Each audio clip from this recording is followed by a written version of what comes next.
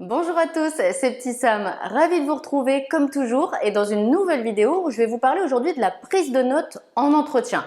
Alors pourquoi ce sujet? Parce que peut-être que vous êtes comme beaucoup de personnes qui m'ont laissé des commentaires sur mes vidéos, vous êtes en train de vous préparer pour l'entretien et du coup vous vous posez des tas de questions. Des questions comme par exemple, est-ce que je peux prendre des notes en entretien?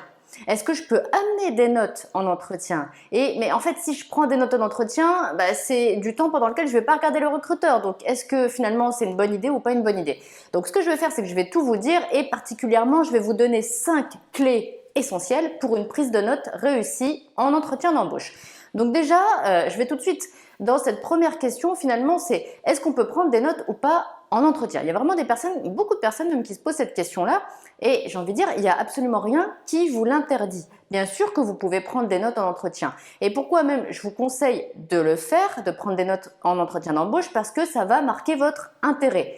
Tout simplement, si vous notez des choses, ça va signifier pour la personne qui est devant vous, donc le recruteur, que vous souhaitez garder une trace de ces éléments-là, de ces infos-là que le recruteur est en train de vous donner. Et si vous souhaitez en garder une trace, c'est forcément que ça vous intéresse. Donc bien sûr que vous pouvez prendre des notes, mais je précise aussi que ce n'est pas obligatoire. Si vous n'êtes pas à l'aise avec ça, ne le faites pas. Parce qu'il y a des candidats qui ramènent de quoi prendre des notes et qui n'écrivent absolument rien. Du coup, c'est pas pertinent. Mais si vous êtes à l'aise avec ça, ok, allez-y, ne vous posez même pas la question. Faites-le. Deuxième clé que je vous note pour une prise de notes à la fois réussie mais surtout professionnelle, c'est comment vous allez les prendre ces notes-là finalement. Parce que c'est vrai que si vous écrivez, déjà, c'est autant de temps pendant lequel vous n'écoutez plus pleinement le recruteur. Donc vous allez rater des informations. Et puis à chaque fois que vous écrivez, effectivement, c'est du temps où vous êtes sur vos notes et donc vous ne regardez plus le recruteur, vous perdez ce contact visuel-là et vous cassez ce lien que vous avez pourtant amorcé avec le recruteur. Donc, pour prendre des notes et en même temps que ce soit extrêmement bref, pour être le plus possible dans cet échange visuel finalement avec le recruteur, c'est prenez vos notes par mots-clés. Par exemple, si le recruteur commence à vous parler des objectifs sur le poste, commence à vous dire que l'année prochaine, il faudrait que, je ne sais pas, votre portefeuille atteigne tant de clients par exemple, eh bien tout simplement, notez le numéro de l'année. Par exemple, si on est en 2021, le recruteur vous dit l'année prochaine, vous notez simplement 2022, clients et le nombre de clients. Et ça y est, et ça voudra dire que par exemple en 2022 ou en 2023, etc., le portefeuille client, qui sera le vôtre si vous êtes recruté, doit recouper tant de personnes, tant de clients.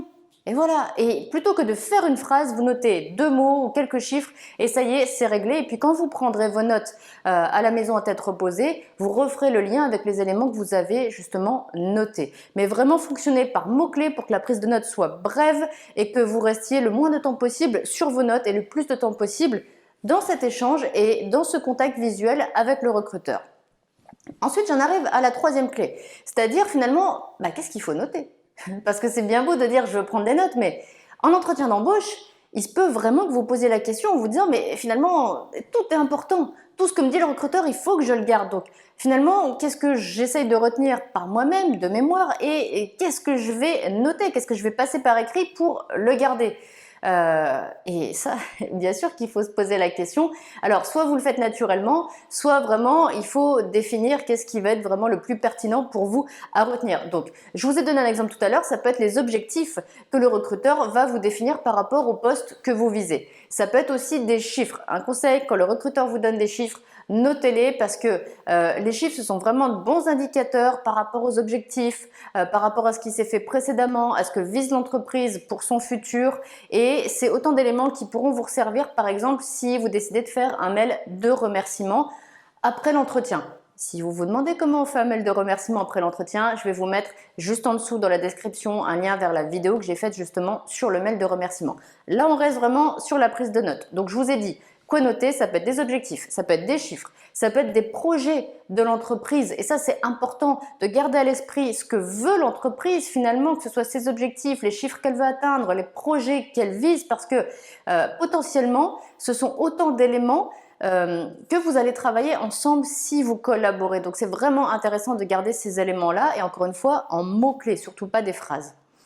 Si l'entreprise aussi vous fait part de ses besoins notez-les, ces besoins, parce que ça veut dire que ce sont vraiment des éléments sur lesquels, certes, ce sont des besoins factuels, mais ce sont aussi des besoins par rapport à une personne. Elle recherche une personne capable de combler ses besoins. Donc, encore une fois, si vous faites un mail de remerciement où vous expliquez finalement ce que vous avez compris du poste et de ses enjeux, eh bien, avec les besoins, vous êtes pile dans les enjeux du recruteur et de l'entreprise qui cherche à recruter. Donc, avec les mots-clés, vous pourrez retranscrire les éléments clés justement qui vous ont été transmis pour montrer que, de une, vous avez bien gardé ces éléments précieux à l'esprit et que de deux, vous avez compris les besoins de l'entreprise. Et bien sûr qu'une entreprise elle a envie de recruter quelqu'un qui a compris exactement ce qu'il faut faire sur le poste. Donc notez-les. Et puis, si l'entreprise vous donne quelques infos, par exemple, sur l'offre d'emploi pour laquelle vous candidatez, que ce soit la date de prise de poste, que ce soit des infos par rapport à l'intégration du futur salarié, peut-être une formation en interne, peut-être un processus spécifique pour découvrir l'équipe et enclencher une cohésion d'équipe, c'est autant d'éléments qui sont précieux pour vous à titre perso. Donc, si vous craignez peut-être de ne pas tout retenir, notez quelques mots-clés encore une fois. Ensuite, j'en arrive à la quatrième clé pour une prise de notes qui soit vraiment professionnelle. Vous pouvez apporter des notes. Ça aussi, c'est une question qui m'est souvent posée. Est-ce que moi, je peux apporter des notes? Alors oui, mais pas n'importe quelle note. Pourquoi les personnes qui me posent ces questions-là, finalement, sur quoi elles me questionnent véritablement? Eh bien, c'est parce qu'elles me disent, mais moi, je ne pourrais pas tout retenir ce que j'ai prévu de dire au recruteur, donc je note toutes mes réponses et j'apporte ça en entretien. Non, surtout pas, parce que si vous faites ça, qu'est-ce qui va se passer? Il va se passer que par réflexe, vous allez lire vos notes. Et si vous lisez vos notes, ça fait pas professionnel. Et moi, je vous ai dit, je vous donne des clés pour paraître professionnel et pour faire une prise de notes réussie. Donc, les notes que vous amenez, surtout pas vos réponses en entretien. Ça, vous devez vraiment l'avoir en tête, à l'esprit. Vous devez vous avoir préparé pour avoir les arguments que vous voulez développer, savoir dans quel ordre vous voulez les développer et vous préparer aussi à les dire. Mais ce que vous pouvez apporter, c'est par exemple l'offre d'emploi pour laquelle vous allez à l'entretien. Pourquoi? Parce que l'offre d'emploi, dessus, vous pouvez noter ou surligner par exemple les éléments qui vous intéressent ou les éléments sur lesquels vous souhaitez questionner le recruteur. Et comme ça, vous aurez vraiment l'offre d'emploi, donc les mots de l'offre d'emploi, les mots potentiellement du recruteur et vous pourrez interagir directement en reprenant cette base-là. Et là, vous partirez vraiment sur des éléments concrets et solides. Donc, c'est une bonne base de départ. Ensuite, vous pouvez prendre également peut-être les informations que vous avez prises sur l'entreprise. Si par exemple, je ne sais pas, vous êtes allé sur le site de l'entreprise ou sur le profil LinkedIn de l'entreprise, pourquoi pas, et que vous avez vu des éléments vraiment qui vous intéressent et sur lesquels vous souhaitez avoir plus de précision, plus d'informations, vous pouvez vous faire une impression, une capture d'écran ou tout simplement prendre quelques notes et puis apporter ça. Et comme ça, vous pourrez rebondir là-dessus. Et encore une fois, tout ce que je vous dis là, ça va avoir vraiment comme impact premier que le recruteur verra que vous avez une posture qui est professionnelle, que vous vous êtes préparé pour l'entretien et que vous êtes vraiment impliqué dans cette candidature, ce qui signifie que vous avez vraiment envie d'avoir le poste. Donc, comme je vous le disais, pour les notes que vous pouvez apporter, l'offre d'emploi ou des infos sur l'entreprise et même des questions que vous avez peut-être préparées. Là, vous pouvez vous permettre.